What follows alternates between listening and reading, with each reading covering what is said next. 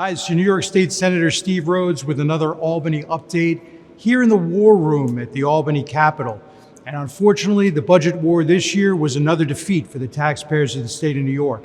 Late Friday night, over a month past the deadline and under the cover of darkness, New York State's fiscal year 2026 budget was finally passed. And let me be clear, it is a case study in broken promises, misplaced priorities, and out-of-control spending. The total price tag? Over $250 billion.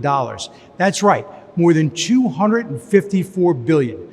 That's an increase of over $10 billion compared to last year and nearly a 50% jump since 2018 under Democrat one-party rule.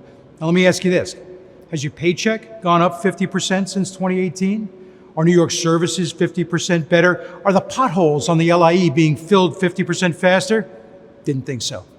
Despite the governor's spin, there is no savings when spending skyrockets and residents keep packing up and leaving. What's worse, this budget was over a month late and shrouded in secrecy.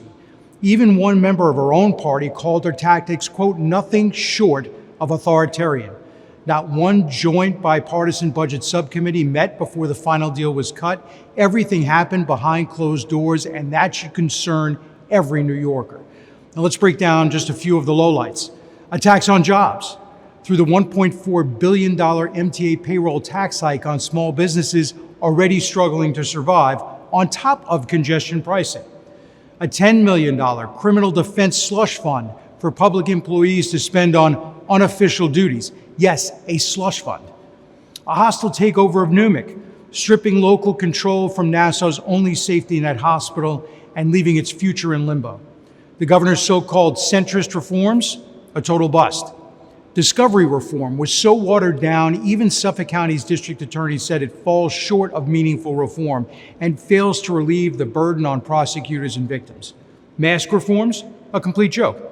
It actually incentivizes criminals to hide their identities. You can't make this stuff up. No real action to combat rising hate crimes and anti-Semitism. And those promised inflation relief checks, slashed to a fraction of what New Yorkers were told to expect. Now, for a bit of good news, I fought hard to secure $50 million for Newmic, putting the hospital on a more stable financial footing. We achieved an increase in CHIPS funding to repair and maintain our local roads. The budget includes an expansion of the child tax credit and a reduction in the middle-class income tax rate, longtime Republican priorities aimed at delivering real relief to hardworking families. And thanks to our relentless advocacy, we successfully pushed back the unrealistic $20 billion electric school bus mandate, giving schools an additional 4 years to comply. These wins are steps in the right direction, but the fight is far from over. The bottom line, this budget does not move New York forward. It reinforces the status quo: higher taxes, more spending, and fewer results. But I'll continue to be on the front lines, fighting to bring transparency, accountability, and common sense back to Albany.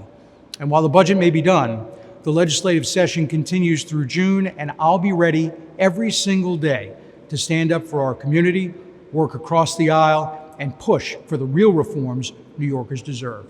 Stay tuned. I'll have more updates in the weeks ahead as we unpack the full impact of this budget.